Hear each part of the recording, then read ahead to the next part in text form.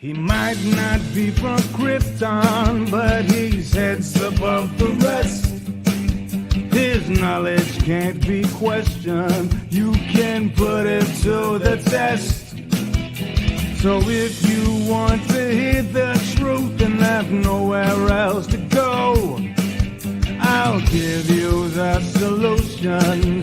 Just tune into his show and just kneel before Zod. Kneel before Zod. Kneel before Zod. Kneel before Zod.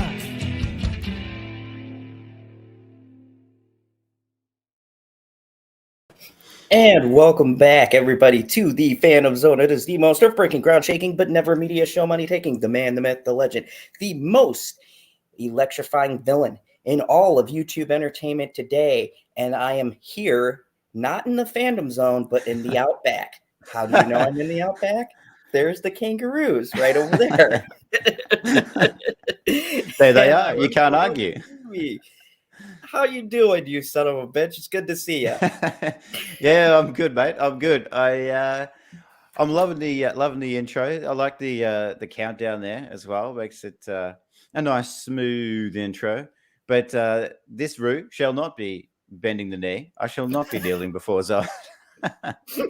Well, you know what? To be fair, your Kangaroos don't want to kneel either. Like, look at that kangaroo, and he's angry. He's like, "Nah, man, we're not kneeling." I kind of feel like he's giving you the bitch please look. You see, it's like, no way, man, not happening. It is so good to see you. If you guys don't know, Stevie has not been on the Phantom Zone in ages. A good friend of this channel. We've always been kind of doing our thing, so I am so excited to have him back on. And I said, Stevie, we don't have a plan. We're just gonna bullshit our way through this. Like the good old days. No script, no nothing. We're just gonna talk about whatever comes to mind. So it's good to see all of you fine folks. Let's see who we got here. We got Lemon Pie, my favorite pie. Geekocidal Tendency says it's OJ Stevie Raw time, kiddos. Geekocidal knows. South Florida Drifter, how are you? Rebecca, hey, Christine, good to see you here. Who else do we have?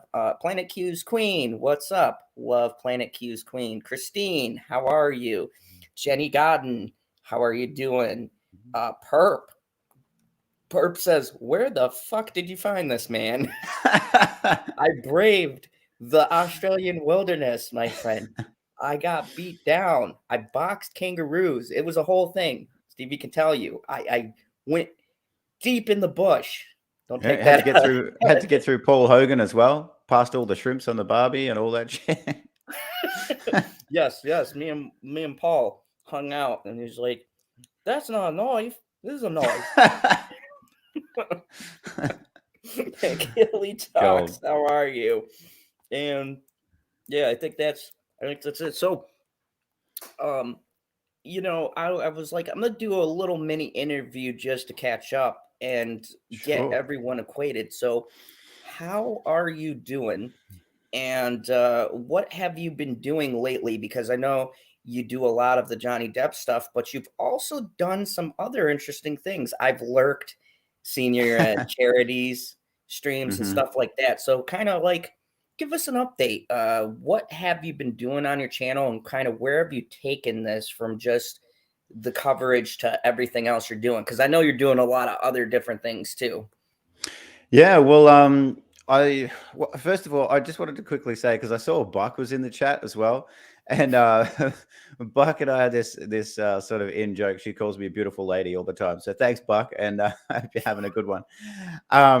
But I've been up to a lot of different things, like you said, mostly covering the Depp case, and which is just, you know, it's coming up in April, the Virginia trial, and it's getting pretty heated now. Johnny's getting a dream team together, which is pretty good to see. But I guess on the side of that, and I suppose inspirationally from the JD case, it's got me into a whole lot of other stuff. And I'm mostly still covering that case, but along the way, I started doing some videos too on, you know, not superstar cases, just everyday blokes that have gone through similar sort of things, even worse, much, much worse. You know, there's a couple of cases I covered from the UK, particularly where these dudes, like, they were actually being like hit with objects, burned with irons, cut, and all this kind of stuff by their female partners. And, you know, one of them in particular, he, on the day where he was able to escape that, he was literally, he was about to be dead. Like, he lost all the feeling in one arm because she'd whacked him with like a baseball bat over the shoulder, and so his whole one arm was completely blue.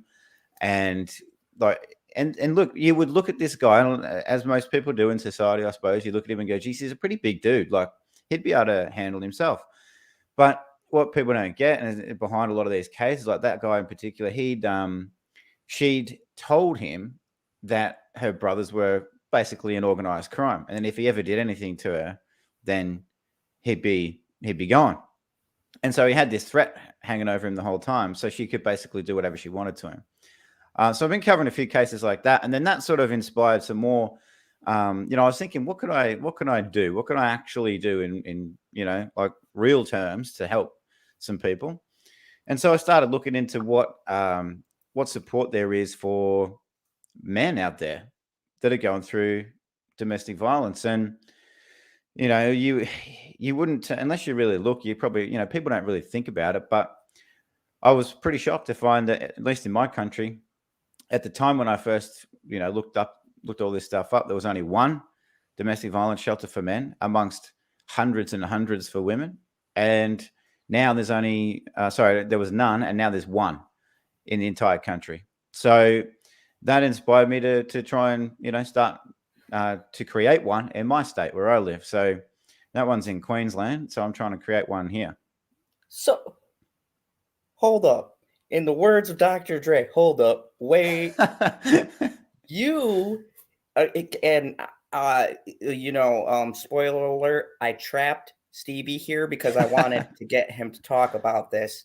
It's a trap. I'm a villain.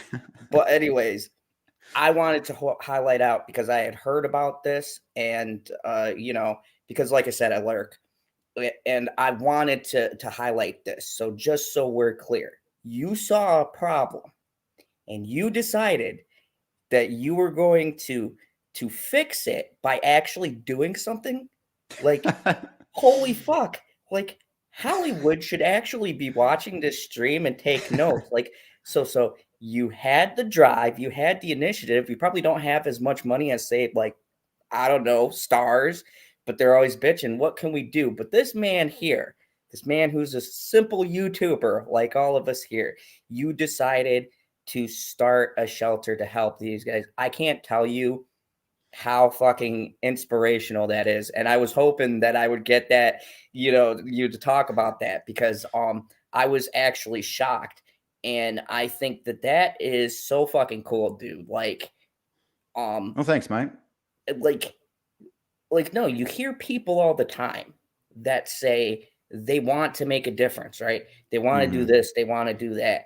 But nobody ever has the balls to actually say, not only am I going to do it, but here's where I'm going to do it, and this is what I'm going to do to get here. So now let's get into the boring stuff, and hopefully, guys, you're still with me. I don't put you to sleep, but because I think this is important. So, like, how are you going about funding this, staffing this? Because, there's the logistics of this. And when are you looking to get this going? Well, look, I guess and you mentioned it there. I'm not The Rock. I'm not some big star. I don't have a big amount of cash. So funding is probably the biggest hurdle, really, to be honest. So I've reached out to a lawyer to get guidance, because you have to obviously do these things all properly and make sure they're all legit. So I've got guidance from a legal firm on what to do. And so what's basically required to begin the mass sort of, I guess, fundraising for the shelter. But initially, I did start an Indiegogo for raising some funds, but that's probably, I suppose, just the beginning. I've also sent letters to our federal and local governments, state governments, asking for funding, because in the financial year 22 budget, the Australian government allocated $1.1 billion to domestic violence victims, females, and they allocated exactly $0 to men. And so I just very, very politely, of course, pointed that out to the federal MP, the federal minister. And look, I got a response, which is good. So it's been handed over, like my request has been handed over to the health minister, looking at it from, the fact that it's involving violence and stuff like that. So it's with the federal government at the moment, basically from that standpoint. But I'm also looking at other ways to apply for grants and things like that, and looking for support from from businesses. They're a lot harder to get money out of, I suppose, but looking for support from businesses and things like that that see what the benefit could be. So yeah. And I think, if you wanted to, you can type it in this chat on here, let people know where they might be able to, if they were so inclined, to help out, because I think that is great, what you're doing.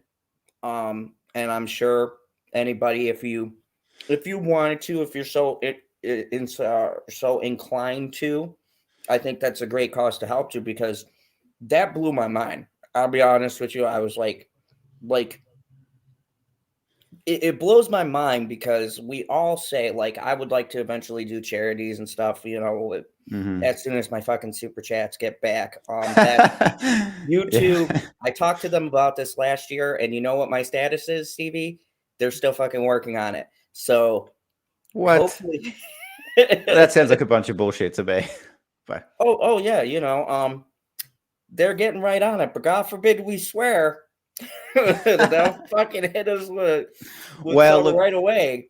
well, But, mate, if you're over 100,000 subscribers, you can say what you like, as long as it fits in with whatever their narrative is of the day. Then you can say whatever you like.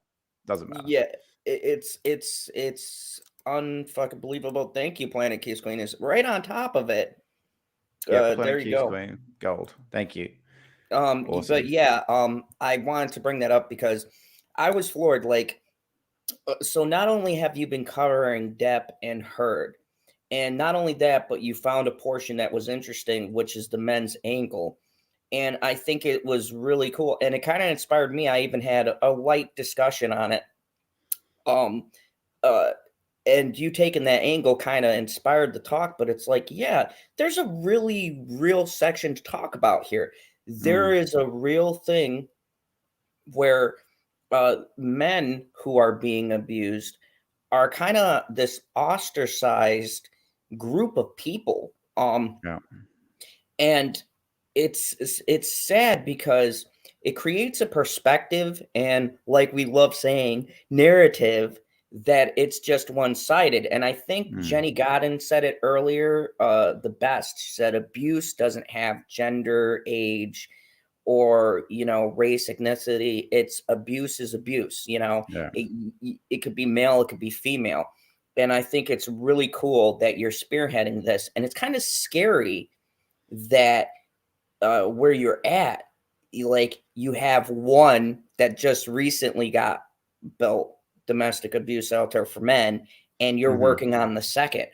And I'm curious, I might have to look it up here in the US, but I believe here in the US, the percentages are like 5% or something, maybe, are for male victims. And those are kind of condensed in with the females. So they don't actually have like programs. It's just kind of offshoots. Yeah. Which I guess is slightly better, but still, in the grand scheme of things, it's not going to encourage guys to come forward when they have this thing. And I thought that is no. Jay said no, I won't take Achilles. Okay, so it was Achilles. Thank you, Kelly. It's just sometimes I can't go back on this, so I kind of gotta guesstimate. But I think that it's really interesting to see that, yes, there are women abusers, but there are men. And I think I think it's also safe to say too that this kind of either starts the pattern of self-hatred or violence within itself, because Yeah. most of the people who do wind up abusing have had a pattern of abuse in their past. And just like anything, you can have some of the people who shut down, and then you can have some of the people who enact that onto other people. And it's not Yeah. saying they're right, but it's saying it's a vicious cycle that's just continuing. And you Yeah. ignoring one side of that argument isn't conductive to either side.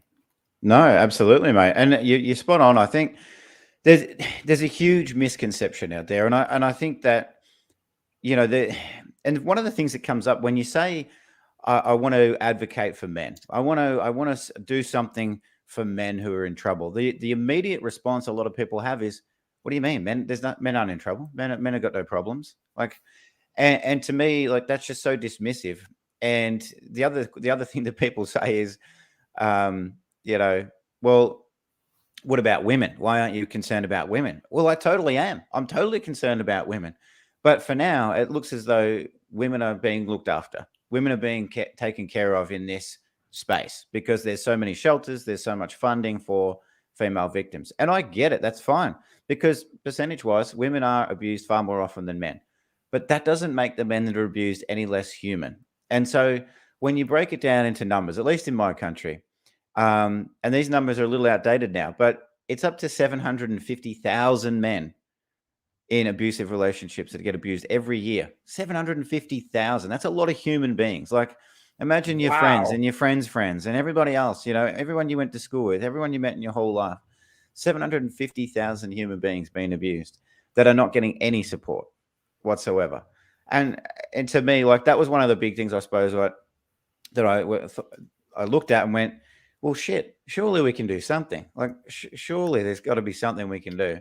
And look, it may take a while, just given the whole funding side of things. It may take a little while, but it doesn't really matter to me if it takes, a year, 2 years, 5 years. It doesn't matter to me. I just want to get it done, and I'll make sure it gets done somehow, because there's there's such an imbalance out there, and there's so many men.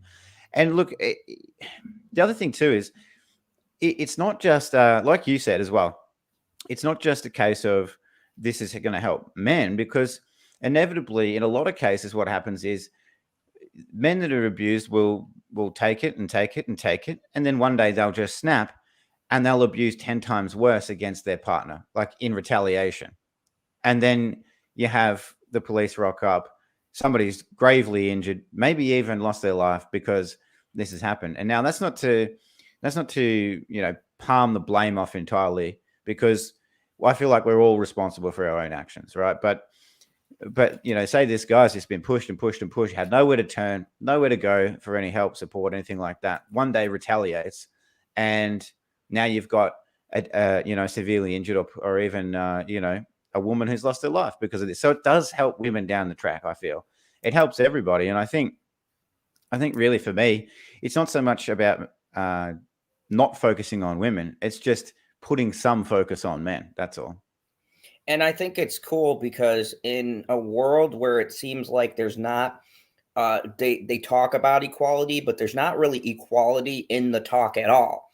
Mm-hmm. It's always this side or that side, and this really comes back to Johnny Depp, right? Because this brought on a entertainment level that, hey, wait a second, the guy was abused here. Yeah. The female was the abuser, so that switched up the question. Yeah. And I think that that's cool that you're saying, well, not only has Johnny Depp gone through this, but there are guys out there who don't got the money. They don't Mm-hmm. got that platform to get the story out there and fight through it, like he's going to be able to. So who's going to speak up for them? Yeah. And I think that's really cool that you're doing your part to do to try to bring that forward, because at the end of the day, it could impact both sexes, because you never Yeah. know what could happen by changing one person's life. And this isn't even to say like people who might become get into a relationship and abuse the people, but people snap entirely. Mm-hmm. You're talking like you could stop somebody from shooting somebody else. You could stop people who Yeah. go crazy. You never know what is the root cause to cause another event. And Mm-hmm. 9 out of 10 times it was something personal that could have been prevented, but because of sex, because of all of these things that we've built up, Yeah. and that men can't talk about their feelings and things like that. And I'm not saying that I'm like overly sharing myself, probably not. Mm-hmm. We're dudes, we like to hold shit in, but there comes a point too where some of that stereotyping has to be broken, Yeah. so that it's like, yeah, it's okay to say some of this shit out loud. It's okay to acknowledge Yes. that Yeah. victimhood doesn't have a face. A Right. victim is a person. It's a person, a human being, not Yes. a gender, not a race, not a Not a sex. belief even, like, Yeah, I'm so glad you say that, mate, because that's how I see it as well. I see it as human beings, whether it's male, female, whatever, it doesn't matter. Like, and that's why I even, when I wrote to Parliament, I said, that's what I said. Like, don't think of it as 750,000 men or 750,000 women. It's 750,000 human beings that need help and are currently not getting help, not getting any support. So, I mean, it's the suicide rate of men is astronomically high. It's something like 72% of all suicides are men. And I'm not saying that they're all caused by domestic violence, but I could bet you could bet your bottom dollar that a shitload of them are. And so a lot of those suicides could be prevented. I mean, one case with an Aussie guy here, he was, now the UK actually have passed a really good law about coercive control. So they're saying that it's not just abuse, but it could be monetary, it could be psychological, all of those type of things, which is great. But there was this Aussie guy, and he was being abused, he was being kicked, he was being punched, he was all of these things going on. Same thing with psychological abuse, the money being withheld, and all this stuff. Anyway, he said he found himself on the bottom of his shower, curled up crying one day, and he just didn't know what to do. So he called it's called the DHS here, Department of Human Services. He called them, the government agency, called them and told him what was going on. And they said to him, "What are you ringing us for?" And he's like, "Well, I'm being abused and I need help." And they go, "But you're a man, you can't be abused." And so that was it. He had nowhere else to go after that. That was it. And I brought up Geek's point because as you were saying that, I was reading this comment, and it said the Yes, biggest exactly. hindrance Yeah. to Exactly. DV against men is first responder ridicule. And it's funny Such you a would good say that, Yeah. because right as you said that, he made that comment, and I was like, Perfect timing. Mm-hmm. yeah, it's like just because we're guys doesn't mean, and just because it's a man, it doesn't mean it's less hurtful or impactful. I mean, look at, for instance, the prison lifestyle, right? How many people are broken after they get into a situation where they get locked up and people do what they do in prison, and then they come out and it's like, not only have they probably been institutionalized because the regiment is different than, they get you on this schedule almost militaristically, but Mm-hmm. then what you're doing to survive inside of there, instead of, getting skills and things like that, you're worried about whether or not you're going to be shanked or raped. Men get raped in Mm-hmm. the showers. Men get turned into bitches. I'm being straight with all you guys. Like, Yeah. that's the terms. That's what happens. Men get, gang raped by people in there, Yeah. brutally.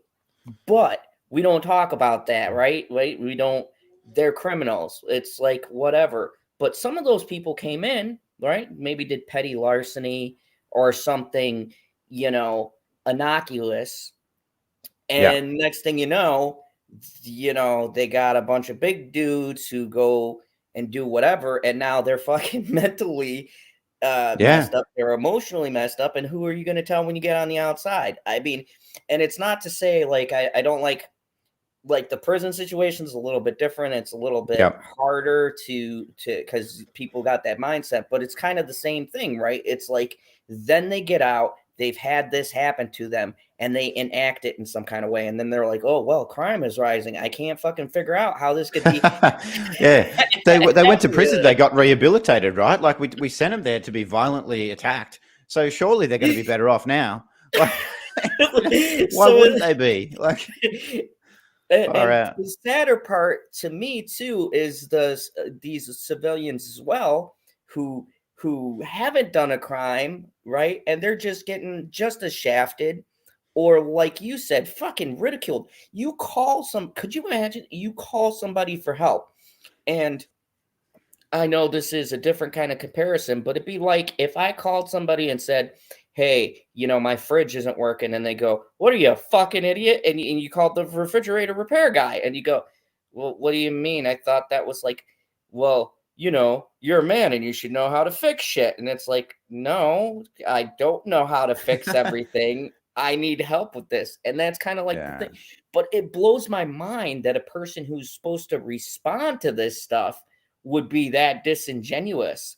Hold on, I got quite a few questions here. Jenny Godwin says, I think both sexes are are scared to speak up, and it's harder for men to speak up because no one believes them. Because look at age, put Johnny, and what happened there until people saw the truth.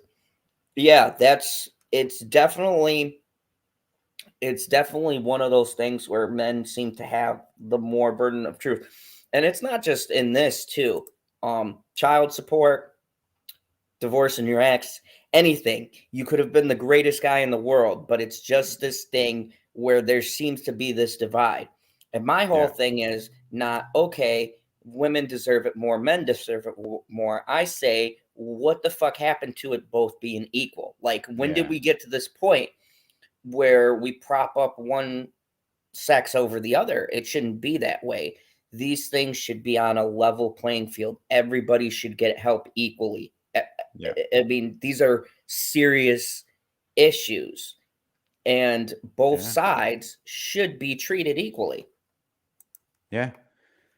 I agree, mate. I agree. It should be treated equally. And when it comes to court and all that stuff, I mean, it just seems that the default position these days is let's talk about the relationship for a second, like in divorce or whatever. But so if two people split up, automatically the man is the asshole. Like he's the prick. He's the one who doesn't get the custody, doesn't get the automatic rights and all of that sort of stuff. And I'm not talking about every case, because of course that's not every case.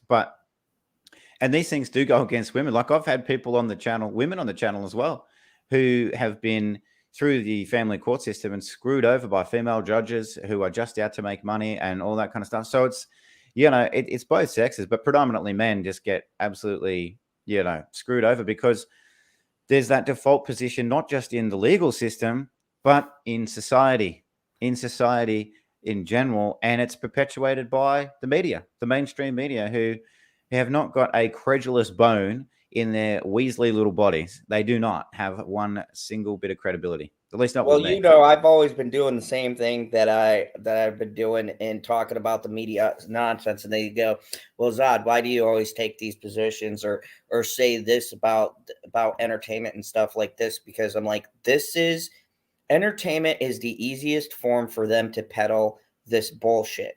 So when you're peddling it to a mass majority, what they're doing is they're creating a bunch of narratives that get into people's heads. Yeah. And then it gets spilt over into real life. Die for JD says, KH, big respect for Stevie, my fellow Aussie from Melbourne. What's up? And Chris Steed said, at Mr. Zod's Phantom Zone, I have to go, but I'll see the rerun later today. I think you are doing a great job talking about this. Thank you. Oh, thanks. I appreciate it. Nice. Because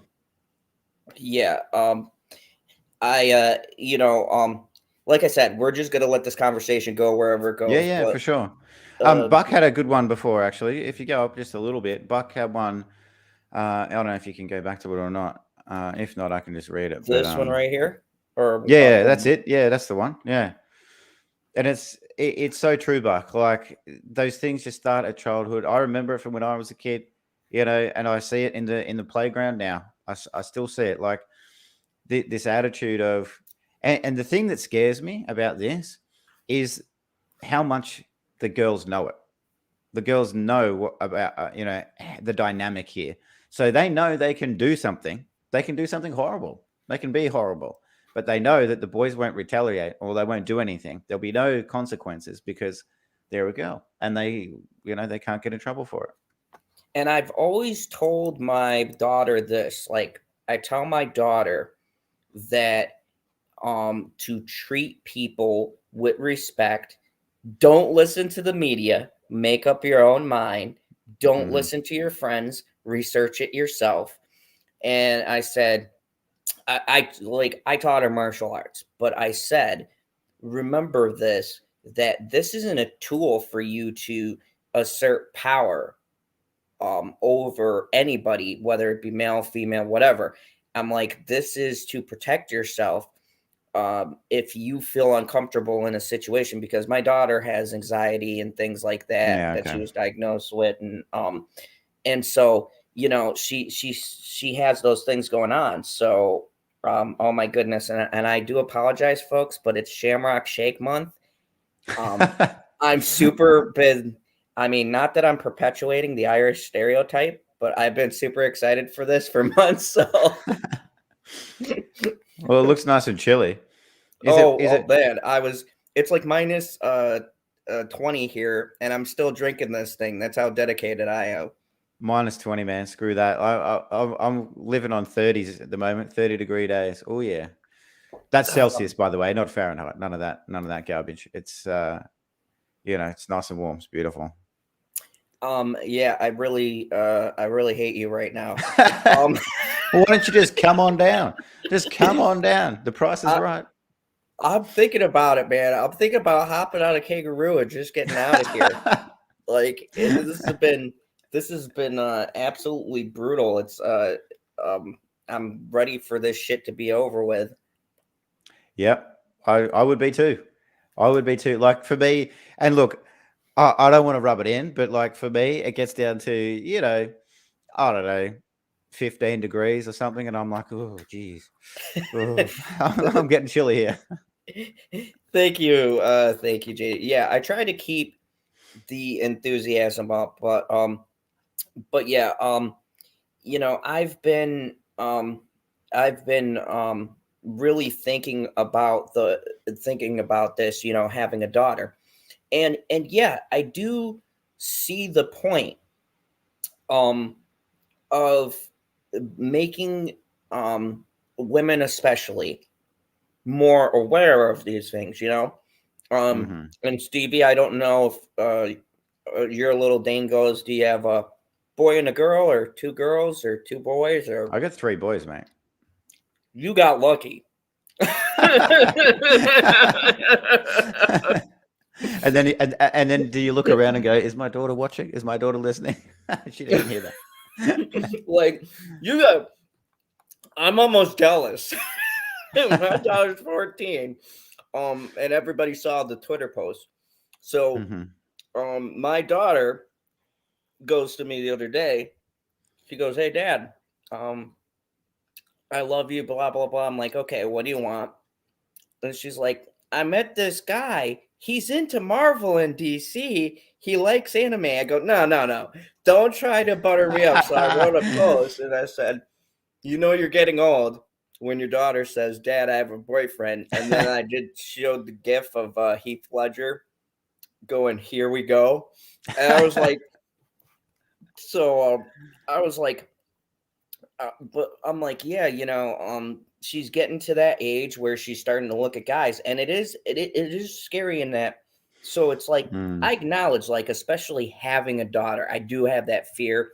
yeah. Like I said, it could be the male tendencies in me. I have that very much wanting to be overprotective. So I understand from a societal standpoint, like, it is different between Hmm. guys and girls. There is a difference. Um, even when you have your kid, it's like you feel different, especially as they get older. You feel like, do I have to protect them a little bit more? You get what I'm saying? Like, I don't know if you get the same. No, I hear you. I hear you, and I mean, it is a tough. It's a tough world. Like that's the honest truth of it. It is a tough world out there, and we could sit here and say that everyone out there is just lovely, and that everyone's just blowing rainbows out of their asses everywhere. But that's just not the case. Some people are bad people. Some people are not nice people, and they don't want to do nice things. So that exists, but it does exist for both sexes as well. I mean, and I totally agree with you. Men and women are different, but it doesn't mean that one is less than the other. It doesn't mean that one deserves less than the other. Everybody deserves the same level of respect, and that's what I think is important to teach kids. Not so much, and I talk about this with Les on the podcast that we do. Like, it doesn't. Our school systems, I feel, are teaching all the wrong things. They're teaching English, maths, all that kind of stuff, whatever. Like, sure, teach enough English so they can get by in life, but they don't ever teach you how to be in a relationship. They don't ever teach you how a relationship should work. They don't teach you about really respecting people. They teach you about respecting authority through fear of punishment, but they don't teach you about respecting people. And they don't talk to you about, not to get too wishy-washy, but they don't talk to you about any feelings or anything like that. It's all just, do what we tell you to do. Learn what we... Speech. Yeah. It's funny you bring that up because my daughter told me and she gave me the breakdown of the sex talk, and I go, okay, good. I don't got to get into that with you. But I go, did they talk about the other part? And she goes, what's the other part? And I know I'm not looking forward to 15, 16, especially not 17. And I go, well, do you know the other part of the relationship? And she looked at me like stunned, and she goes, well, what are you talking about? And I said to her, when you are in a relationship, okay, the body thing is important, please. Don't have sex until you're 30. And if you do before then, don't ever tell me about it. I don't ever want to know. But I do want you to know the proper procedures, right? But I go, here's what school's not telling you. I'm glad they're teaching because, back in our day, they gave us like condoms and they said, good luck, son. Mm-hmm. It was, I don't remember sex ed being that in depth. It was just basically here you go and throw on a condom. Good luck. Don't get anyone pregnant. That was our 90s talk. But so at least they went in depth with my daughter. But I go, you got to know about the most important thing, and that's the emotional aspect. And I go, when you have sex with someone or even share your life with them, you are giving them something more important than just your body. You are giving them a piece of yourself. And I go, you can't get that back. So every time you're with someone, you lose a little bit of that thing. And there are consequences. I mean, did you think I just got this hat and this goatee and it was pissed off? I started out happy. I love life. And now look at me. Shit. Now I'm a bitter, cynical asshole. So like, this could be you. Don't let this happen to you. And she's like, Dad, you're so crazy. I won't grow a beard. And I go, that's what you said. That's what I said. I'll never grow a beard. And look at me. It happened. Yeah. Well, it was like I told her, there's more important stuff to this. It's also the mind, the body, and the soul. And I think this all goes into that abuse culture, right? It's teaching both young men and young women that there is this other aspect to it, even if we're not getting into the metaphysical or you don't believe in any of that. There is literally pieces you give to another person, and you trust them with that. It's a gamble. I used to say with my buddies is like when I went with another person, I'm like, okay, rolling the dice. We'll see. Well, that's it. But that's a good point, mate. Like, and if schools did teach some of this stuff, it would be so beneficial to society overall. I mean, imagine the generation down the track who'd had proper, guidance and coaching on relationships in life. Because you think about, a big problem there. And one of the things that you mentioned is so right, Buck, so true. It's done for me. I'm going to wait for the next life now. But it's so important, I feel, that people, and kids especially, feel like they have self-worth. And that's something that is severely lacking, I find, in today's society, because there's so many pressures that get put on people, and especially kids. From when they start going to school, they get the pressure of the teacher, they get the pressure of the parents, they get the pressure of the other kids at school, all saying they have to conform to this because that's what society says is the norm. And so they get all of these pressures put on them to do the right thing, to do this thing, to do that thing, to behave this way. And they never actually get any real coaching or guidance. And they don't get that support to say, you know what, you're okay just the way you are. You're just fine, just the way you are. And what that does, if they do get that kind of support and that guidance, then when they come across that person who may take a piece of their soul, may take a piece of them in a relationship like that, they have the ability to recognize it and to reject it and say, do you know what? I'm not going to be, an angry bitter bastard about this, but I don't need you in my life. I'm okay on my own. I don't need you. Problem is that kids and, adults too get set up so much in life to feel as though they need somebody else all the time, somebody else to make them feel good, somebody else to fill a void in them, when really everybody should be perfectly happy on their own. And then when you get with that other person, that other special person, all it does is add to your life, to your soul, to, who you are, and add to your happiness, instead of it being that whole, oh, not this again. Like, oh, like it should be a fun and positive thing, instead of, like you said, taking a piece of your soul.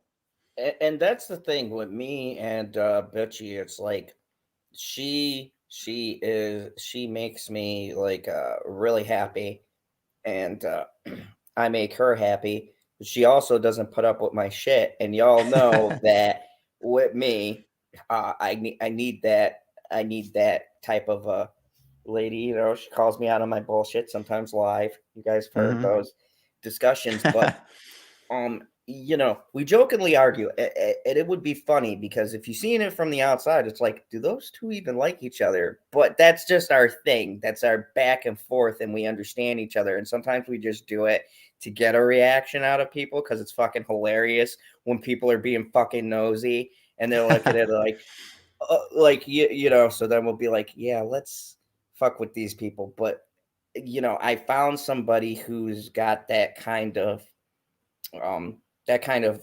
level, is on that kind of level. Man. And I remember my mom telling me, and my dad, they'd be like, you'll know the person when you meet them. You ever get that bullshit speech? You'll just know. One day you'll find the person and just know. And I'd be like, you're so full of shit. But I'll be damned if I didn't wake up, Stevie, and I look at my girl and go, fuck, I get it. I fucking get it now. It clicked. It's like I thought my mom was full of shit. And she was about a lot of things, but not that. but no, that's awesome, mate. That's so good. That's so good that you've got that. It really is. It's so good. Like, it took you till now, or recent years to find that. But I'm glad you got it. It's so good. Good for both of you. And like, to me, it's there's a lot of it's not nosiness. People feel like they have to get involved in other people's lives or try to make decisions for other people, say stuff like, oh, why are you with him? Or why are you with her? Like, you should, they like this or they like that, or they said this or said that. And it's like, but what does it matter to you? It's not doing you any harm whatsoever. It's having no impact on you whatsoever, who I'm with in my life. So as long as the two people are compatible, not hurting anybody and having a great time, then who cares? And I like to quote the Matrix, with what you just said about knowing, when you just know. I like to quote the Matrix, the Oracle in the Matrix, where she says, being the one is like being in love. Nobody can tell you you're in love. You just know it, balls to bones. and that's And that's the thing too, I never got those stupid sayings or anything else until it happens, and then you're like, well, shit, all of those things were right. Hey, Cherry K, I meant to say Hey, that. And Cherry, what up? Tendency says, Zod, I raised two girls, both in their early 20s. Get them through school, not pregnant, not addicted. How you did it? Ask. Mm-hmm. Easy communication. Nothing is off the table. That's what I do, Geekocidal tendencies. That's what I do. I've been criticized. Have you ever gotten them people? Like, I've been criticized because I'm very blunt with my daughter. And I'll be blunt in public, and they'll be like, "You're telling your daughter that?" And I'll be like, "Yeah, we have the fucking internet now," and stuff like that. Like, Yeah. nothing that I say, she's not gonna go and look up and find somewhere else. So I'd rather just get this shit out of the way and let her know. Like, Mm-hmm. do I want her swearing and cursing like I do? No, I tell her there is that line of respect, but I Yeah. know you're going to do it with your friends. And I told her outright, and she was laughing. And Yeah. I go, yeah, I know you. We so many years ago, Stevie, we were kids. I still am, mate. I still think I'm about 12 years old, I reckon. Mentally. Stevie's like Benjamin Button. He's like, look, I was 100 a couple of years ago. I'm going backwards. in a few years' time, I'll be in a crib, and I'll have to get someone to set the camera up for me, and do my intros and everything.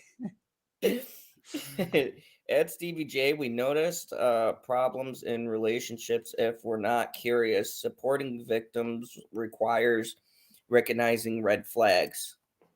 Yeah, that's true, JD. And look, I just back on what I was saying before. I think the earlier that we can help humans, kids, to feel comfortable with themselves, to feel okay that they can be who they are. They don't need to be put on medication. They don't need to be medicated. And look, I'm not saying all, because some do, but like overall, the kids don't need to be medicated. They don't need this. They don't need that. They don't need to be told this and taught that. They just need to be guided and coached. And what I find a lot happens is kids will say something, and kids are a lot more in tune with the universe than what we are, because we've been indoctrinated for years. So kids are a lot more open to everything in general. And so I find a lot of the time when kids say something, they may have an idea, they may just have a thought, they get shut down really quickly. Oh no, you can't say that. Oh no, that's just fantasy. That's just made up in your head. Like, who are we to tell kids, that what they're thinking is right, wrong, or indifferent? I mean, of course, there's limits to that, and I just mean in general conversation, the sort of stuff, talking about communication, like it can be little stuff or it can be big stuff. I try to communicate as best I can with my kids, and the thing I find is, a while ago, like a while back, I was afraid of what they might say. Like, I was afraid that they might say that I wasn't a good dad, or that they don't love me, or something like that. But what I found is it's so much better since I started saying to them and just having those open conversations. Like, if I think they're upset with me, I'll just say, "Are you angry with me? It's okay if you are, but just tell me about it." And then after we have that conversation, they might even tell me they don't like something that I've done or do or did or whatever. Then they're as happy as anything. Like, the smiles are big on their faces. They move past it. We all move past it, and everything's great. But I know for me, like, I didn't feel like as a kid I could bring things up with my parents, because I felt like I was going to get in trouble for whatever I said. Like, if I say, I think this, or I feel this, like, I was going to get in trouble for whatever. So I never had those conversations. But hopefully we can in society. Hopefully we can do that some more. But what I'd love to see, I would absolutely love to see, is just a school that doesn't have a curriculum like anything we've seen from the government. Like, no government curriculum, and kids are allowed to explore different subjects, topics, ideas, things they actually are interested in. Because I mean, my kids now, they're only young, but they're already saying, yeah, school's boring. And I'm like, well, I can't argue with that. I found it boring. Attendance at school was not my strong suit. Let's just say that. Fuck, I remember Yeah. there were a lot of days where SpongeBob got a lot of viewers, and that was me and Stevie probably. Not saying we did anything legal or illegal, but I know I certainly didn't find some grass from outside, persist to maybe smoke that grass whilst I watched episodes of SpongeBob and ate lots of food during Yeah. times where I probably should have been in trigonometry. But I still stand by my sentence of who the fuck ever uses trigonometry unless you're a fucking carpenter or an engineer or some shit. I have Yeah. never come across where I've got any problem in my life. I've never come across and go, oh shit, if I would have back in like that last Friday of last week in my high school year, if I had attended that trigonometry class, I would have gotten out of this situation. I'm not Nathan fucking Drake. I'm not gonna discover a fucking Right. treasure. Right, I'm with you, man. Like, and I know, like, if people want to do and pursue school and they love school and they want to do all that academic stuff, awesome. I say go for it, enjoy it, love every minute of it. But don't tell this guy to do it because it's not going to happen. Like, I just, and you know, it doesn't make I feel anybody less intelligent than anybody else. All it means is that you have knowledge about a certain thing that I don't. Cool. I can call And you when I need more you. patience. Like my Yeah. girl, she's really good with that type of stuff. Mhm. Whereas my knowledge stops at a certain point. I got my schooling from the streets of New York and Mhm. the school of the hard knocks. I think I learned a lot more valuable lessons there than I ever fucking did out of a book. But I Mhm. don't I think it's cool though when there are people who have that ability because that is a gift. It is a gift to Mhm. be able to absorb all that shit. I was just never gifted that way. And Jenny said doctors tried to medicate me for stupid crap Mm. that I didn't need that led to messes with schools that they started with me that led to me teaching myself. Mhm. And Planet Q says here in the USA, they are teaching CRT. Yeah, which is fuck that. And they said, did you try to steal? Yes, I did try to steal Krusty Krab Burger, unsuccessfully. By the way, JD Davis says, what the fuck are taxes anyways? School doesn't prepare anyone for adulting. It's like, yeah, it's like there's some shit when you get into the real world where I'm like, why don't schools dive into this? Like, I'm a huge fan of history, and don't get me wrong, I think history is important to teach because you have to know where you came from to not make the same mistakes that Mhm. clearly we're fucking doing now, and Yeah. all of our leaders and presidents, fucking politicians are doing the literal exact same thing. So clearly nobody went to history class. Yeah. But oh hey Kim. But G'day, Kim. like I understand that, but at the same time, what's the most real life thing that they teach is home ec. And those motherfuckers are sexist because typically only women could take those courses because I tried to, granted as a joke, but I did try to take one and they told me because I was male, I couldn't fucking be in home ec class. I was like, fuck you. What if I want to learn how to make a fucking brownie or something and I want to be a Mhm. good house husband? What are you trying to say? You're trying to say because I'm a guy? My girl's looking at me right now. You're saying because I'm a guy, I Is that can't when you wear an mentioned apron? cooking? I can't fucking cook? She just Yeah. said that would be sexy. See? Right.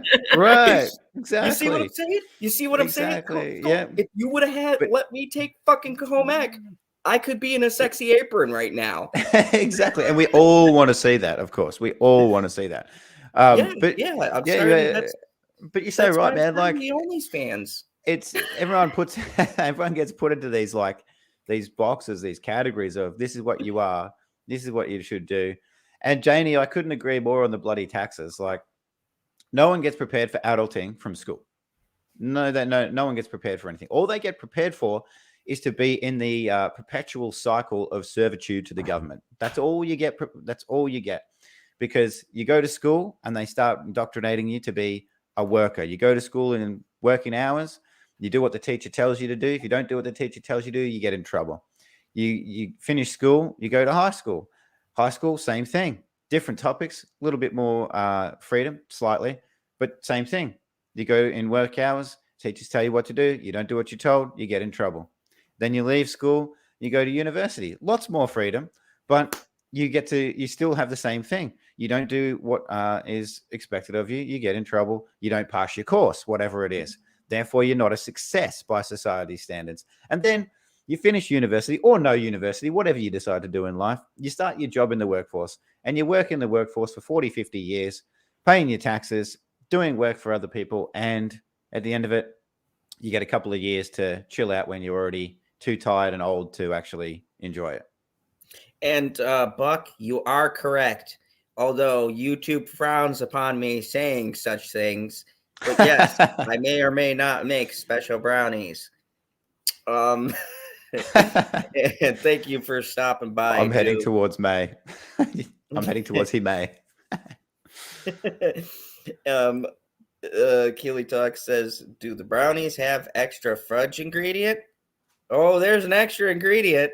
Not fudge, though. It's a little greener than that.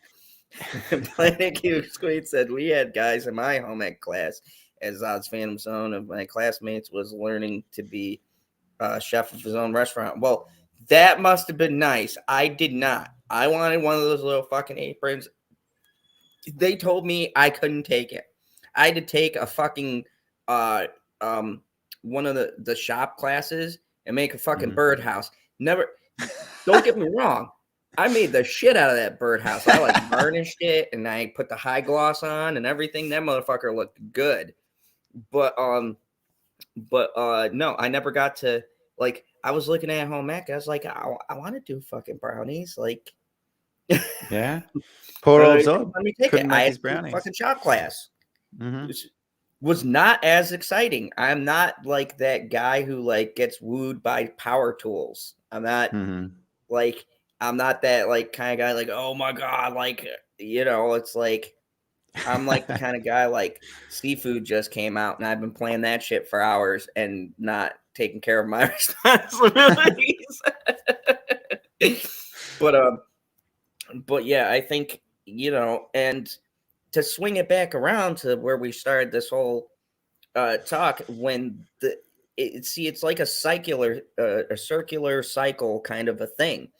When schools aren't preparing everybody for real world situations, when they get into the situations, and not just relationships, could be job, anything else, they're not given the right tools to be equipped for that job. Like, yes, should we have math? Yes, there are some fucking dumbasses that even now they need a calculator if the power goes out or something.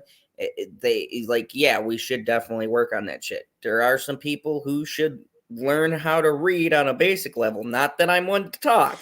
You guys have all seen me in article. I'm not saying.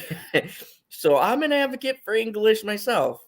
We definitely should, you know, have people reading, but at the same time, we should also be teaching some different life skills. Planet Q Queen says, history is repeating itself right this very minute. I think that is philosophical. You know, it's true in a lot of ways, you know, and what you say is spot on. Like, when it comes to schools, it's a very, very easy lesson I feel they could teach. And look, it's been rephrased so many other ways and in different ways, but there's a very simple thing they could teach, right? So let's just say in life, there's always stuff happening, bad things happening. And society has this attitude at the moment where when it's happening to the other guy, it's okay. It's happening over there. It doesn't affect me. It's happening to the other guy. You know, let's just call it the government's doing something to that person or that group of people, right? It's happening to them over there. So it doesn't affect me. So it's fine. It's just the other guy. But what they don't realize is that to that person, you're the other guy. So if you just treated everybody with respect and like they're human beings and like treated people in kind, I want to say in kind, not necessarily, you know, everybody, because every person who is on this planet doesn't always treat us respectfully. But, I mean, as a whole, if you just treat people with respect and actually give them the same kind of thought that you give yourself, then the whole world would be in a much, much better place. Much, much better place. But you won't hear that. You won't hear that taught in a school. You won't hear that talked about. No, because they don't want to. I think that this is a question for you.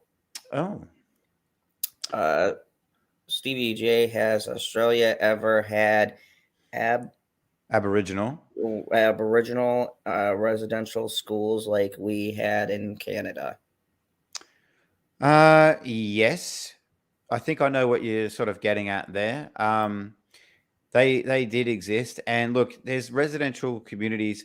I know Native Americans, and I believe Canadians the same, like have reservations and stuff like that. So we do have similar things here with Aboriginals, and it's a really touchy subject because I'm of the view that Indigenous people, like for us, the Aborigines, if they would love to go and live their life out in the bush and be traditional and do all that stuff, I love it. I think that's fantastic. I would even like to join them for a bit and see what it's like. But I think where it becomes a little different is where there's a bunch of people, let's just say some of the Aboriginal community don't want to help themselves at all, and therefore will keep taking all of the handouts and benefits that they get from the government and won't actually put that into anything positive. So it goes into things like drugs and alcohol and stuff like that. And, I over in Western Australia, there's that's like the vast outback in Western Australia. And there's big mining cultures out there. And anyway, what the government did was they said, well, let's go out and let's do a fantastic thing for the Indigenous people, and we'll go and build an entire community. So like a little town, like Pleasantville almost, right? Like, so they built this whole entire town. And then so it's like all brand new stuff. There's like brand new houses for everybody. And they said to the Indigenous population, go for it, move in. No rent, no nothing, don't have to pay for it. It's all yours. And within 3 months, those houses were all essentially burnt to the ground, stripped bare, burnt, destroyed, ruined. And so then the government decided, well, geez, what else can we do? Let's build it again. So they just built it all again. And the same thing happened all again. So, I very much support the Indigenous people who are, wanting to have a conversation, wanting to do positive things with their lives, whether that be go and live in the bush or whether it be live in the city and just, I don't know, be positive, good people. But to those people who are living in the outback in these communities that are built brand new for them, and they want to pull them apart and destroy them, I would say, what about all the, helping the people who would be really grateful for that? The numerous amount of homeless people that are out on the street right now that would be so grateful to have accommodation, have somewhere to live, something like that. That's what I would say. But it is a touchy subject, and it's not a cut and dry topic like most things in life aren't. But it's not a cut and dry topic. But I mean, here the Phantom Zone those are the only topics we ever seem to land on here. And I've said, especially with my viewers, which thank you everybody. We've been hovering between 20 or so people watching at 1 in the fucking morning my time. So thank you everybody. I appreciate it. But I always say I like this space I've created here because I always get really great questions and great commentary from everyone here. Everyone's nice. And I think we need more places like this, right? Because we're talking about, and I'm sure if we had a group of Australians having this conversation, it'd probably be heated. See, I'm not from there, so I don't know the politics, but I can relate it to the Native Americans, which Trish Gladstone brought up a good point and said the U.S. Native Americans were put on reservations and their children were taken away to be put in residential school schools to be raised white, which, yeah, that has happened. And I've heard a lot of people say, well, they got casinos and things like that. And it's like, well, I've seen, I lived on a reservation for a while with my mother. We actually had some relatives that we didn't know about, and wacky shenanigans ensue, and we wound up on a reservation. And I saw personally what those was like, and I will tell you, it felt like, okay, we gave you this space, even though from a very technical standpoint, we did take all of your fucking land and kick you the fuck off of it. But we give you this space, and you kind of look at it, and there's a lot of feeling. The best way I could describe it is, if you watch that show Yellowstone, that is exactly to a T what fucking reservation life is like and feels like. It's very like everybody feels trapped and hopeless. What's even fucked up more is the mixed kids, because they're not accepted by the Native Americans because of their strong sense of pride and shit like that. And they're not accepted by the white society because they're mixed with Native Americans. So they're just fucked. And so when you say this is a sensitive topic as far as your people goes, because we got that equivalent here, especially with the Native Americans, and I've always been on that side. And yeah, I've seen them who some of them who get drunk and things happen, and sometimes that the drinking and alcoholism is deep in that culture, which, by the way, we get introduced, to be fair, white culture introduced to that into Native American society. So, I mean, there's a lot of issues when you talk about that. So, like you said, it's not a cut and dry thing as people would make it out to be. And that's why I thought that was interesting, because we have the same exact issue. And it's so hard when you talk about it because there's so many on that side. But I've lived there and I've seen it, and I felt like kind of being in them houses and playing with the kids and stuff. You really do. It's such a weird feeling. It's like you have a place, but it doesn't feel like your place. And that's how someone described it to me. Yeah. I go, now, imagine a whole fucking culture like that, a whole fucking race where it's like, yeah, this is your home, but it's not really your home. Yeah. Your fucking, your blood, your roots feel it's not your fucking home. Like, do you believe there's some kind of like ancestral connection like that? Well, I mean, it's hard to say, because the earth and humans have been around for a very long time. And I mean, yes, I do. I mean, I think we all have the ability to tune into whether you call it nature, spirituality, whatever you call it. And I think where the real goal is here, like, it's interesting to look back at the past, because of course the past has already happened, and the only thing we can do really differently is look at today and look at tomorrow. We can't do anything to actually change what happened in the past. But and I keep coming back to, just treat people like human beings. I'm not a fan of this segregating people in any sense. So it doesn't matter whether you're white, indigenous, half, mixed. It doesn't matter to me. Like, you're a human being. It doesn't make any difference. So everyone should be treating everyone like that. And look, you mentioned that even the Indian culture would not like the mixed race kids or people. But to me, I find that to be silly, to be honest. I get it. They've got their pride and stuff, but so what? It's a human being in front of you. Just because they've got a different colored skin, it doesn't mean you should discriminate against them about anything.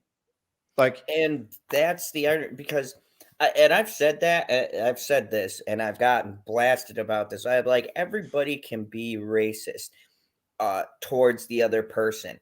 And I hate this bullshit notion, like, because you're a certain race, you can't be racist. Like I said, I have a couple of coworkers of mine, they're black, and I get along with them. And I said to them, I was like, yeah, I knew some racist black people, and they started laughing. Like, when I said the joke, I didn't think about it, but then it left my mouth. You know how I do. And I was like, oh shit. Didn't think it. And then they just busted out laughing. And we started sharing stories, and it was like, yeah, I have an uncle who's racist as fuck.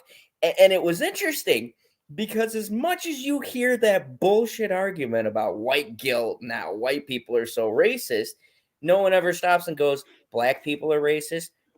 Being Puerto Rican, I don't like, I'm not fond of the Mexican culture. And that's a bias that was raised by my fucking aunts and uncles and shit because they don't like them. And I don't know why, but it just kind of got passed along. So I don't have that tolerance either. And it took me a long fucking time to get over that. So it's like, you're not immune to being fucking racist because you're that race. That means, you know, you're just, if you're black, you could still be fucking racist. If you're fucking Mexican, you could still be racist. If you're fucking Indian, Hindu, whatever the fuck, you could still be racist towards another race. And that's what I always found fucking ironic about this thing, especially in the fucking, hey, Carrie, especially in the fucking media. And what's pissed me off, and you know, we've talked about this before too, but like this feeling like, oh, it's just one culture. It's like, no, everybody can be that way. This is not like, you know, just exclusive to one member of a fucking group of people. Well, I think that, you know, like I agree with you. And the thing for me is, like I said, we can't do anything about yesterday. Like, we just, there's nothing we can do. It already happened.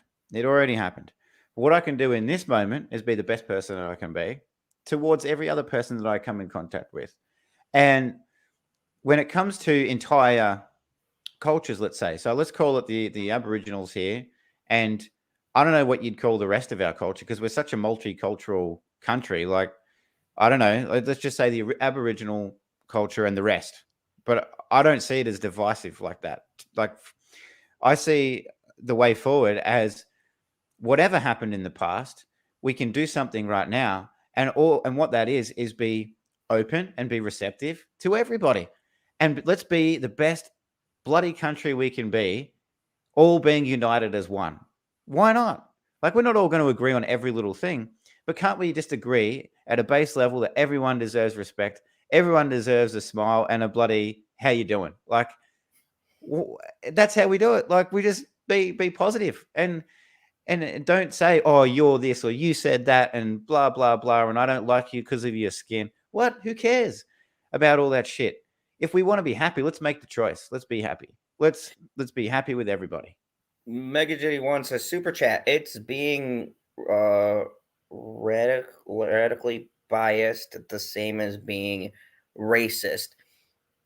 No, because if you're biased, you would be more inclined to like something a little bit more than when you're racist. You just genuinely hate something just because of skin color or stuff like that. Yeah, biased is more of, you have more of a leaning towards something because you like that thing. Like, oh, for instance, I'm biased towards DC. I like DC more, which makes me more inclined to be forgiving for shit that they give me, as opposed with Marvel, where people think I hate them. I don't actually hate them, but I'm not, my objectivity isn't blocked. Where you're definitely a DC apologist. Where you could argue my objectivity is seriously blocked when I'm reviewing something DC.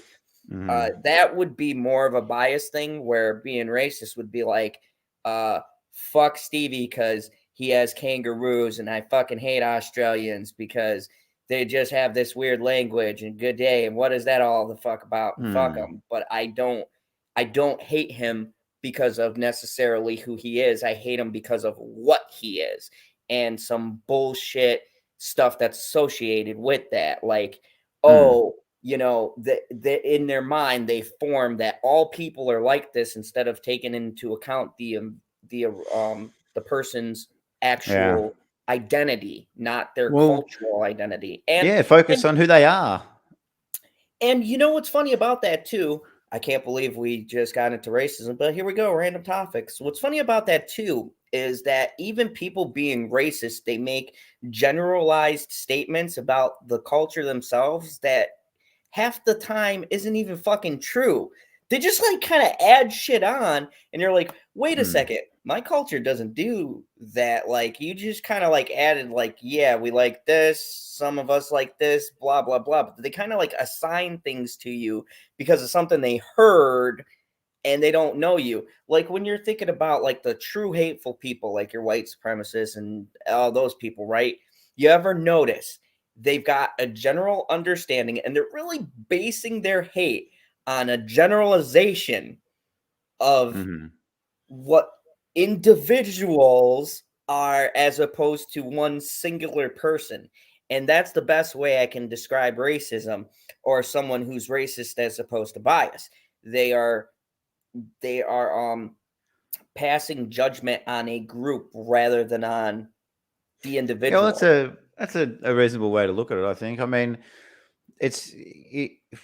we all have biases, right? Like we all have biases. Otherwise, we'd all be doing exactly the same thing all the time, but we don't because we have a bias. We like something more than we like something else. But I feel like when it comes to race, the more like we're told so often about the differences, and I find it a little bit hypocritical, to be honest, that we keep getting told about these differences and divides and all of this stuff. Well, I mean, if you would just please stop talking about it, and I'm talking to the media here, like if you would just stop talking about it and have more of an inclusive attitude, then people would be more inclusive. People would be more conducive to other people's ideas, more open to other people's cultures, thoughts. Like for me, living here, like I've got a book in my bookshelf that I'm waiting to read, and I'm very excited about it, which is about Aboriginal healing practices because I'm curious. I want to read about that. I want to find out what the ancient Aboriginal healing practices were from back in the day. Does it mean that I'm, a part of the Aboriginal culture? Of course it doesn't, but I'm curious about it and I'm interested.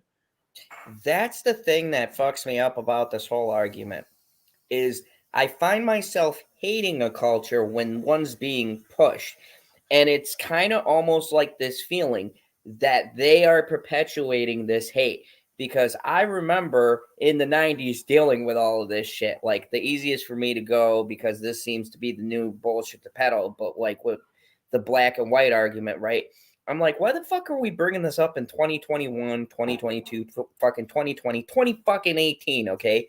We went through our race wars. We went through the fucking LA riots, had a couple riots in New York, okay? Some shit pop off in Chicago. We went through all of this. So why the fuck are we still saying at this time right now that there's a huge... No, there isn't. You want to know why? Because in fucking 1990, we already dealt with it. Like, it's when you bring this up, I feel like when you bring it up, it's kind of like them wanting to promote. You know what I'm saying? They're trying to. It's the media, mate. The media are trying to foster it and they are trying to facilitate it because you don't get enough clicks out of positive news and good news. And so whatever they can try and stir up, they will. So they do. And they say, this happened and it was because of this, and this happened over there and it was because of that. It's the same vein as the Johnny Depp stuff. It's the same. It's in the same vein as that. The truth doesn't suit their narrative, so they don't tell the truth. They just go, well, what's going to make us get us some big headlines and some big profits today? I know. Let's say this, and so they do, and they're like, well, we haven't covered this controversial topic in a while. I guess it's time for that cycle to come around. So let's do that. And then they pump that out into the media and it becomes a big thing. And especially with social media these days, like you didn't have in the 90s. So social media these days, you've got, everyone on Twitter and InstaFace and MyTube and all that. Everybody's just going all over the place, sharing their opinions. And you said it earlier, like I am such an advocate for people to do their own research. Don't let me tell you what to think at all. Not at all. I'm happy if you want to listen, but to what I have to say, but don't take what I say as gospel. Go and find out for yourself. Talk to different people. Talk to I people mean, from I'm a both fucking sides of an villain and a argument. dictator, so I'm gonna tell you right now, what I say fucking goes. It's the God's honest truth. I got raccoon sources, very fucking reliable. Still not No. still not kneeling before Zod. Still not kneeling before Zod. Hashtag. Hey, what's up, Astrid? Good to see you. Brett Cohen's had some funny ones here, and if I haven't read your comments, I do apologize. I'm trying to go with the back and forth. I might forget stuff. Brett Cohen says, the Rodney King riots. I thought, well, America's about to grow up. Boy, I was naive, but I was only going. Yeah. And I said, yeah, I said the same thing. We're an immature species. We really are. We're immature. What else could you say? Like, I feel like it's across the board. Yeah, and I guess my thing to people, and you know, Les and I talk about this a fair bit over on the podcast channel, but like we're all responsible for how we feel and how we behave in a certain moment, in any given moment. The worst shit can and has happened to me, and I can choose how I react to that. If I can choose to react negatively to whatever it may be, or I can choose to react positively. I didn't say it was easy, but it's possible. We're in control of ourselves. It's about the only thing on this earth that we do control is ourselves. And so the more we put positive energy into ourselves and put positive energy out into the world, the more positive our little worlds, and then hopefully the bigger world will get. But unfortunately, we're bombarded every single day by every news outlet, every news channel, every social media outlet with negativity. All day, every day. That's all we hear about. So we're just all kind of stuck in that negative mindset. Yeah, with the fucking Megatron, Omnicron, fucking Optimus Prime. It's funny that you call it Megatron, because that's what I called it too. Yeah, it's like, and you know, some of this shit is serious, but I think, and hopefully people are starting to realize, some of this is bullshit, and we need to get on with our lives, and you know, it's creating like, I hate that, like creating this sense of panic and things like that. I miss those fucking days. Like I used to make fun of them back when I was a kid, where you hear that one story at the end of the news cycle, always one, like they want to leave you off on a good note, and they'd be like, well, little Timmy fell in a well, but was saved by firemen and local rescue, or they have the fucking this puppy that did a miracle thing and found a fucking kid lost or something like that. Don't you miss those, Stevie? I know I'm not the only one who noticed that those positive fucking stories just disappeared. Oh, yeah. I miss happy things. I like happy things. That's why I don't watch the news and shit anymore. Like, you know, I keep some tabs on it now and again, but like I'm talking, I might check out news once a week, once a fortnight. Not really. I don't really look at it at all, because they don't share any of that positive stuff. It's happening all the time, but they don't share it. And so, you know, the mindset of people in general is kept in that negative feedback loop. But like I did see one pop into Twitter today, which was a positive story. So, you know, a firefighter, I didn't even see where it was, but a firefighter, this poor little girl lost her whole family in a fire, and he saved her. He was the fireman who saved her, and he adopted her today because she had nowhere to live. So I thought that was bloody awesome. Like the more of that shit we can see, I love that. That's so good. Very sad for her, of course, like that happened, but what a nice gesture. What a kind gesture. Planet Q Screen says, I miss Dave Bender's show, Enders. They only stopped a few months ago because he retired. Yeah, I hear you. Like I and that's the thing. That's why I created Late Night Talks, because I wanted to, like, yeah, we get serious. Alec Baldwin pisses me the fuck off. But I mean, like, I do wish death on people quite frequently, but he's at the top of the list this year. Like, I had to think about that. It's like, yeah, I do wish death on quite. I should probably cut that down. But well, you could say that you're a villain, and it's a superhero. It's a super villain thing, right? Yeah. I mean, if I was Superman, I wouldn't be wishing death on people. But I'm Zod. I'm gonna be the future dictator of Earth. I'm allowed to wish a couple of people's deaths. Right. That's your I always wonder prerogative. the day when some fucking mod who's supposed to be doing their job for YouTube comes across and be like, "Holy fuck, we've let this dude General Zod go for how many years? We should have canceled this motherfucker at the beginning of his channel."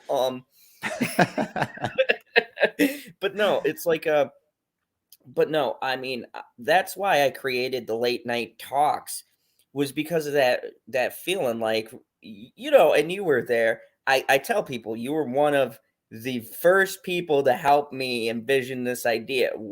It was because we were so sick of all of the negative news, and even from you remember the days of Phantom Menace, even from being in that Right. group, we would always hear such like negative things, even with people that we listen to or show it, and we're like, what if we just flipped it and said outlandish and ridiculous things? Like the other night I got called out on racism, and Justin clipped it where PB asked me, he goes, because we were talking about Lord of the Rings and the changes they're making there, and he goes, well, what if they had black Vikings? And I had said, out of the Viking things, not the black things, but the way it came out of my mouth did not come out right. And I said, well, they raped and killed and murdered, so I guess it's possible you would have some. And then there was, and then PB, he stopped for a second. He's like, what the fuck did you just say? He got you. He got you. But that's why I created that, because I was like, I don't want to, like, I do want to have these serious topics. Like, we've had a kind of serious with some jokes in between, but kind of being real and talking with people. But I also wanted to be funny, because it's so fucked up that you can't get any of that in the media and fucking news coverage. Forget it. You want fucking truth, then you got a better chance from getting truth from a whorehouse, to be quite honest. Well, I mean, look at those kangaroos in the background. They'll be honest with you. But the mainstream media, no bloody way. Like, you see it all the time. And I've seen it, like, case in point. Like, I got friends, who, like, one of my mates, I've shared this on the podcast. Like, my mate, he's an ambulance call taker, right? So he takes calls to when people need an ambulance. And he got a call from this young woman, very sad actually. She's 25 years old, and her boyfriend had died. He'd OD'd, right? So she rang up. She's like, he's vomited everywhere. We were on drugs. He took more drugs. He's taken all of these drugs after we had an argument. He's OD'd. Really messy, very sad.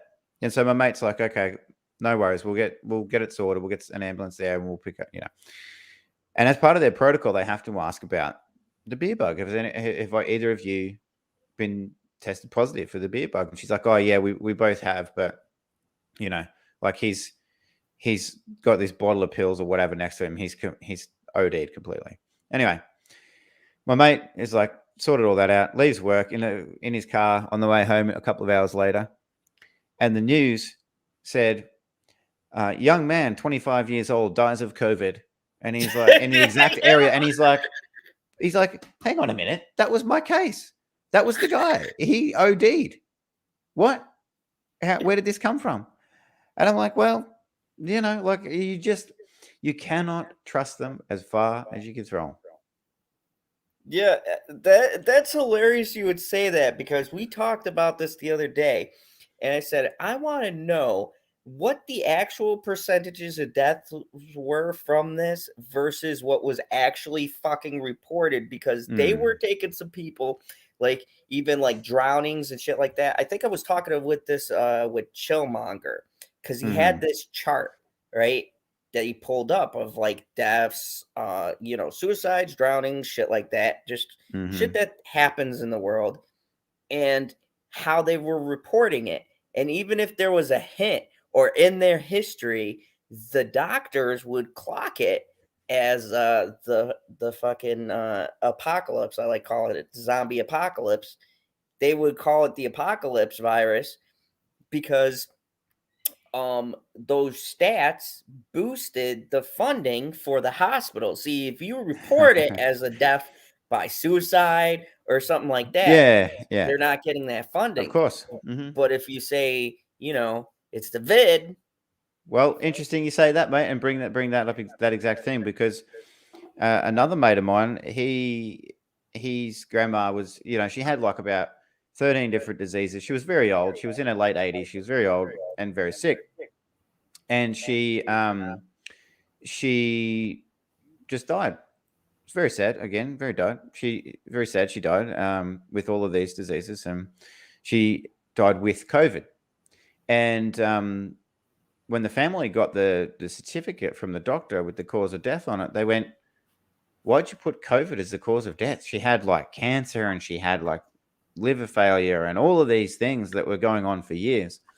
And the doctor said to the family, "Well, if we put COVID as the cause of death, then you'll get a rebate on your funeral costs, and we'll also get a rebate from the government for calling it a COVID death." And they're like, "Well, but why not actually just call it what it was? She died of, cancer and all these other things." And like, "Oh, well, yeah, I mean, we can do that, but like, you're not going to get any money that way, and neither are we." So they're influencing people out there, and there's money to be made everywhere. That's the thing. There's money to be made everywhere. I see. I see Janie's comment there about like COVID. It can make it more likely to OD because of the lung stuff and everything like that. But there's a huge difference when you talk about a cause of death from being, dying with COVID or dying of COVID, because they're two very, very different things. And I think, and I don't want to put out, my opinions here. Like, I know Les and I are going to be covering the beer bug in depth over on our podcast, but and I would just say to people, like we've said before, and like I always say, look into it yourself. Always just question everything. And what are the motives? Where do they come from? And who benefits? Always ask that question about everything. Yeah, I've been covering this for months. Jenny Godnon, who gave us some things that were going on in Canada. Mm-hmm. And I had some other people who were from Canada go. I know Geekocidal Tendencies, I believe, is from there, and a couple of other people even chiming in and talking about different things too that they were going through. And I know you guys have been a shit show over there, from what I heard. Total shit show. Total shit show. Yeah. And so, I think for me, what's fascinating is just seeing the panic and stuff. It's reminiscent to watching the shit that I watch, because if you guys don't know, I'm a huge fan of horror, and I've seen this kind of shit, and it's in fucking zombie movies and any of those virus movies, whether it's like 28 Days Later or anything else like that. Outbreak, something like Outbreak. Yeah. Those kinds of things. It's very interesting to track this shit to see what's the actual disease and what's the panic, and then what's the government created panic to make some kind of profit from this. And the sheer hatred towards people who like don't want to take vaccines and things like that. And I've come out and admitted, I don't give a fuck who knows. I refuse to take the vaccine. I'm not an anti-vaxxer. I've gotten my flu shots. I've taken all of that shit. I just refuse to take this one thing. And, I wear my mask, wash my hands, all that other shit. I'm polite to general society. I just won't take something where the government has bullshit me every step of the way about it. And that's not to say like, hey, they may not have got the perfect secret sauce now, but there's been an interesting point, and I think something that should be taken into account. I feel as if we've been used as the fucking guinea pigs, and I don't like that feeling. It's like, okay, you make this, you promote it, and I swear to fucking God, this is how they promoted it. They promoted it like a cure, right? I'm not wrong. I heard that shit a fucking 1,000 times. This will cure it. This is it. Everybody's got to take it because it's a cure. Then they come out and say, oh, you need boosters. Well, why the fuck do you need boosters if this is a vaccine and it's a cure? And by the definition of vaccine, it means it's going to stop it, okay? Boosters and shit is different. That means it's like you got to keep on taking it to get better. The way they first presented it was not like that. They presented it and they put it in people's mind specifically on purpose that it was a cure. And my whole point was this: if you want me to do something, do not fucking lie to me, because then I got to question your motives. And here's the other thing that fucking really shocks the shit out of people, or out of me about people. You guys have all bitched about pharmaceutical companies, yet everybody is fucking rushing to trust what? Johnson & Johnson, all these other places. What do they all have in common? They're all fucking pharmacy people. Do you mean to tell me overnight these guys saw Jesus and they've changed their practices? These are the same people who have always done tests that have been unethical. They've always rushed out products that have killed people and covered up shit and paid off governors and senators and lawyers. And also, they didn't change because this happened. They just made it legal for it to happen now. Yeah. And that's my point behind it. Yeah, no, mate, and you know, who's the biggest company? Who's paid the biggest, you know, criminal lawsuit in the history? Pfizer, $450 billion. People don't care about that. I care about that. That's a big fucking deal. Like $450 billion for fucking screwing people over, killing people, harming people when they're meant to not be harming. Like that's meant to be their goal. But really, let's be honest, mate. Their goal is money. Pharmaceutical companies' goal is not to help people. It's to make money. That's all it's about. And do you know what makes pharmaceuticals as well? What they make it from in the base product? Petroleum. So of course the big petroleum magnates of the world, they love pharmaceuticals. They're great because they get to supply the petroleum that makes them. So they're all out for money. They're all out for money. There was a great documentary on you know, COVID and everything like that was completely censored, wiped from the internet entirely.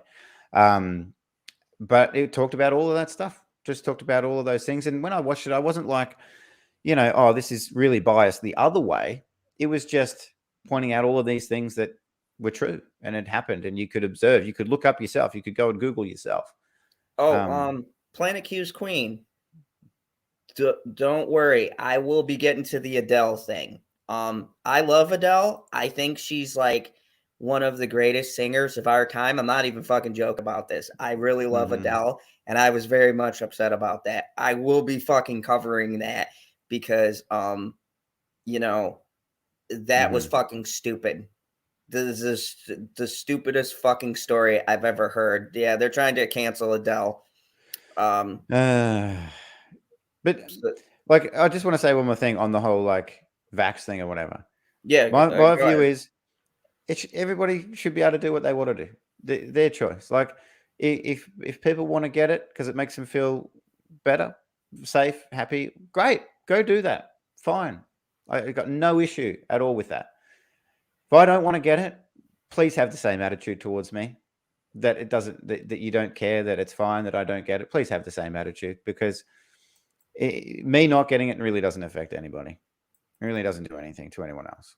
Hey, Tim Talks. I haven't seen you in a bit. I know you pop in every once in a while. It's good to see you, buddy. I swear to God, Tim, he's over on TikTok. If someone wants to throw his link in there, I'm pretty sure that Tim is a pseudonym for who plays Kylo Ren. I'm getting old now. Adam. Yeah, I'm pretty sure this is Adam Driver. He's been trolling us this whole time. I'm convinced that Tim Talks is actually Adam Driver. I think he's just fucking with us, and we've been talking with him, and he goes, "Oh no, I'm Tim. I'm Tim." Well, anytime I hear two T's like that, like Tim, and especially with a Tim there, I feel I want to say Tim Tam. Like it reminds me of the biscuits we have there, the Tim Tam biscuits, because they're bloody awesome. I heard Tim Tams are awesome. Everyone tells me that. Oh, they are. They're good. What's really the equivalent American here? Like would it be like Pillsbury biscuits? What's like Pillsbury biscuits? I have no idea. Well, it's like it's a rectangular it's a rectangular chocolate biscuit or cookie in your language. Okay, cookie. All right, right? keep going. And it's like, so the whole thing's chocolate, but it's got like a thin layer of like more chocolate in the middle. So it's wafery a little bit. I don't know. It's hard to describe, but it's delicious. When you come over here, when you come on down, we'll hang out in the backyard with the kangaroos and we'll eat a few Tim Tams. Yeah, just so you guys know, I do have plans. I have designs. I told Steve, I'm planning on going over to Australia, and I'm going to meet up with Stevie, and I mean that would even be a fun live stream. So if you ever go on Stevie's and you see me in the background, your favorite villain, and I'm fucking with a kangaroo, you'll know I made it. Because I'm crazy enough to do that. He's trying out his martial arts skills against a kangaroo. Oh, I will challenge them. Those motherfuckers are actually they would be a real challenge. I've seen those videos. The kangaroos can fucking fight. Have you It's seen kind of the? crazy. Oh, Brett Cohen, thank you for the Tim Tam Slam. Yes, Tim Tam Slam's awesome.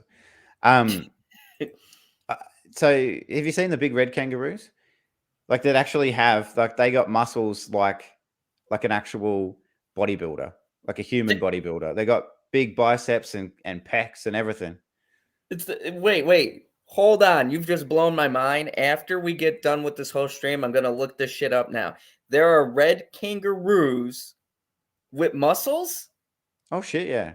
There's a geez, I'll see if I can find it. There's an Instagram kicking around of a dude feeding a red kangaroo, and I swear you would think it's a human in a suit. He's like ripped, totally ripped. You beat the Jenny crap out of Davis you. says at Mr. Zod's Phantom Zone, the Tim Tam experience is when you suck the chocolate or caramel cream out of the middle by putting it in your coffee and you using a straw. Using it like a straw. Other way to do it. That sounds to me like an Oreo. Nah, not quite. I've had Oreos. Like Oreos, like two sides stuck together with a bit of creamy stuff, right? Yep. Well, the chocolate coats the whole cookie or the whole biscuit. Like the chocolate coats the whole thing, and there's a little bit of stuff inside. But the Tim Tam Slam's awesome. You bite it. For me, I use the corner. Bite a corner off each hand, dip it in the coffee or the milk or whatever you got, and then suck that stuff through. Melts in your mouth. Beautiful. Yeah. See, that's I always find it interesting, that translation, because even if especially with the US, with us getting more diverse, at least with foods, I still find it interesting. You could bring up some shit I've never heard of. And I mean, I've cooked in restaurants and shit, and I've heard them said, but I've never actually tried them. I'd be very interested in giving it a chance. Try. Vic Lemon says, hey all, I just got back from the dentist. Cookies not good for teeth.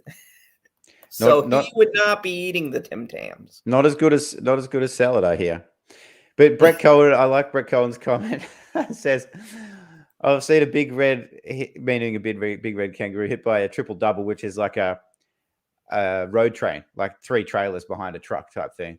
Run off the road and come back and hit the bloke. It's like come back and punch the driver for running home. So wait, I hope to God, Brett, this is a true story. I want to fucking find this because someone had to take a fucking.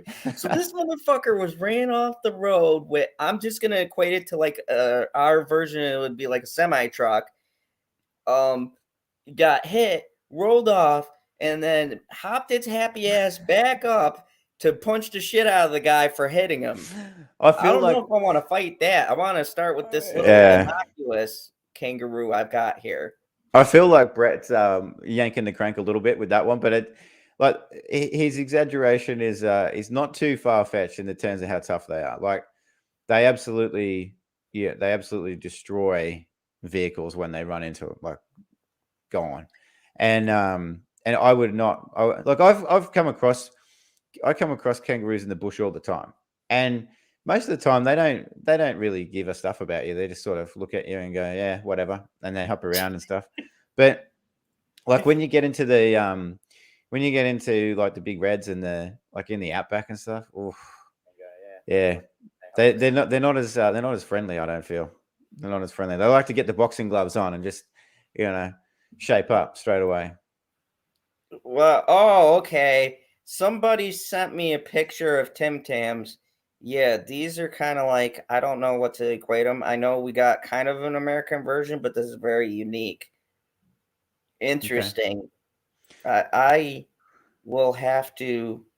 I just want to bring up a Okay. little tidbit on the kangaroos too that Janie brought up there because she said Oh, that she mentioned there's so many kangaroos. Did you know? Do you want to know an interesting fact about a kangaroo that I only just learnt like a few weeks ago? Kangaroos can actually pause their pregnancy. And do you know? Yeah, and do you know why they can pause their pregnancy? Because they might still have a joey in the pouch. So they got a little fella in the pouch or a little lady in the pouch, and they get pregnant instantly. They're always pregnant, kangaroos. So while they've got joey in the pouch, they get knocked up again, and there's no room for the new baby to come out. So they pause the pregnancy until the first one can hop out of the pouch and bounce away. Then they'll start the pregnancy again. How cool is that? I mean, I don't even. My mind's blown. Like, Yeah. I wonder. So it's always pregnant, bitches. Well, Love you always full too, of dear. something. She's laughing in the other room. But mate, I am gonna have to. I have to get going. I think. Yeah, Get some. this is a good time. Like I said, I just let this fucking conversation run itself. I had no Mhm. general plan. I was just like, fuck it. We're gonna talk. We're gonna shoot the shit. I think we did a great job. So what do you got coming up? Um, anything to Well, promote and things like that. yeah, mate. So I mean, the Johnny Depp stuff. I'm just going over all of that stuff at the moment, covering all the new stuff that comes out, court documents, and all those things. So anyone can check that out on the channel. And Les and I have another channel and podcast, Descent into the Wormhole, which is basically talking about all things and everything that you could think of, from talking about ancient civilizations to modern day social issues, conspiracy theories, everything all in between. So if anybody wants to check that out, we release our videos and put the podcast episodes every Saturday. We got one coming out this week that is on Valentine's Day. So we just did a couple of videos on movie predictions that predicted the future or didn't. And so the next one coming out is on Valentine's Day and the true origins of Valentine's Day, which many people will be, let me just say, some people will be maybe excited about, maybe happy about where it actually came from. But Oh yeah. that's what's going on. I told my girl, because I know that story, to go, it's a fucked up story. Like, I don't get how we got hearts and chocolates from the actual, like, I'm not gonna ruin it because I want people to go over and see what you gotta say, and I'll be over there too. But yeah, it's actually not about what you think it is, and there's been some fucked up shit associated with it. But I don't know if Hallmark got a hold of it or somebody, and they was like hearts and Well, chocolates and candy and. oh yeah. Well, fun fact: $33 billion spent on Valentine's Day was the projection for this year. 33 billion. I'm Damn. part of that tomorrow because we get paid tomorrow, so I'm going to spoil Right. Bitchy or later today. So I'm gonna spoil her today. But yeah, Nice. I can't even be like fuck capital. I'm part of the system. I apologize. You're part of the you're part It's of the like cycle. 33 You heard it points. here. Valentine's Day, General Zod's fault, Mr. Zod's fault. Valentine's Day. General Saad has added to the total for this clearly corporate fucking holiday. Corporate shill. He says he's not a shill. He's a shill. Yeah, I will certainly have, but I will state that I don't want to sleep on the fucking couch, so I will shill Yes. away. Fair And point. thank you for coming on. I appreciate it. You guys already know you've been chilling here with me. I got Moonfall. If I ever I've done so much work for a movie I hated so much. Like, everyone better fucking watch this review when I get done, because I'm like 10 minutes in a 20-minute review. I think I got like 12 or 13 minutes into this review. It's a fucking horrible, terrible movie, and I put so much fucking effort into this editing, and I wish I did it for a good fucking movie. But no. But it sounds like it'll be a ripper anyway, mate. It sounds like it'll be a good review. I mean, a good review. Yeah. Oh yeah. I was pretty salty. I think I'm more salty now after the editing. And thank you, Megan. You have a good one too. But I'll be having that coming out. I also am doing a review on Jackass, which will be short because I liked it. And there's not really much you can say about people who get punched in the balls. It's not a complex story. There's not a lot of structure to it, is there? There's not a lot of deep philosophical thought in nut punching. No, it's just me going, God bless him. I know this is the last one, but the world just lost something. Because I can tell you, I would never be the guy to be punched in the ball. Yeah. So bless them for the past, 30 years doing shit we would never do. We actually got grown-ass men who literally had the balls to do stuff we'll never be stupid enough to try. Right. So Exactly, yeah. Congratulations to that crew. Johnny Knoxville, Mazel Tov, you did a final performance, so I'll be giving my thoughts on that. And I'm also going to geekocidal tendencies. Yes, I've been getting this argument for 30 years, and I'm just going to say I still commend them. That 7th grade sense of humor is better than half of the shit that Hollywood is producing at this moment. That is true. There's a reason why this movie did so well, because people are tired of the shit that they're putting out. Like, we've got Uncharted coming out. Who wants to see that fucking train wreck? I don't even know about it. I'm not interested. Tom Holland and Mark Wahlberg. That's the biggest miscast for a video game movie in the history of ever. But yeah, so I'll have that coming out, and a power review. So stay tuned here on the channel. Thank you everybody for watching. Hit that like, share, subscribe, and go see Stevie J. And go see Stevie J and Les do their awesome podcast. And remember, the only rule here in the fandom zone: kneel before the cute kangaroos. Oh, yes. I can do